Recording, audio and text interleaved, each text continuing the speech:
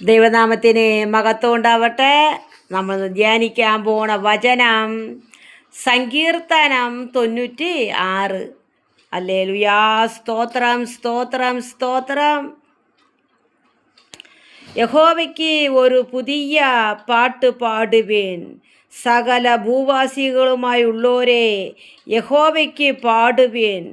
യഹോവയ്ക്ക് പാട്ട്, അവൻ്റെ നാമത്തെ വാഴ്ത്തുവിൻ. നാൾതോറും അവൻ്റെ രക്ഷയെ പ്രസ്തമാക്കുവിൻ. ഹല്ലേലൂയാ. സ്തോത്രം സ്തോത്രം. നാൾതോറും അവൻ്റെ രക്ഷയെ പ്രസ്തമാക്കുവിൻ. ഹല്ലേലൂയാ. സ്തോത്രം. യഹോവയ്ക്ക് ഒരു പാട്ട് പാടുവിൻ. ഹല്ലേലൂയാ.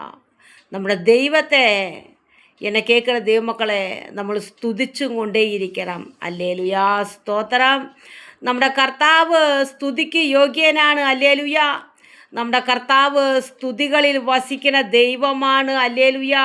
കർത്താവിനെ സ്തുതിക്കുവാൻ മടി കാണിക്കരുത്. ഹല്ലേലൂയ പറയുവാൻ മടി കാണിക്കരുത്. കർത്താവിനെ നമ്മൾ വായി തുറന്ന് സ്തുതിക്കണം. നമ്മുടെ ഹൃദയത്തിൽ കർത്താവിനെ സ്തുതിക്കണം. രാപ്പകൽ ഹൃദയത്തിലെ ദൈവത്തെ ധ്യാനിക്കണം. ഹല്ലേലൂയാ. സ്തോത്രം സ്തോത്രം.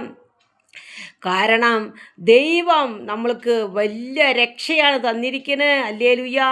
ഈ ലോകത്ത് ആരുമേ പറഞ്ഞിട്ടില്ല, ഞാൻ ഇരിക്കുന്ന സ്ഥലത്ത് നിങ്ങളെ കൊണ്ടുപോയി ഇരുത്താം, നിങ്ങളെ സ്വർഗത്തിലേക്ക് കൊണ്ടുപോകാമെന്ന് ഏത് മതഗ്രന്ഥങ്ങളും പറയുന്നില്ല. നമ്മുടെ കർത്താവാണ് പറയുന്നത്, ബൈബിളാണ് പറയുന്നത്. നാനിരിക്കുന്ന സ്ഥാനത്ത് നിങ്ങളെ കൊണ്ടുപോകാം, നാനിരിക്കുന്ന സ്ഥലത്ത് നിങ്ങൾ ഇരുത്താം. ഹല്ലേലൂയാ.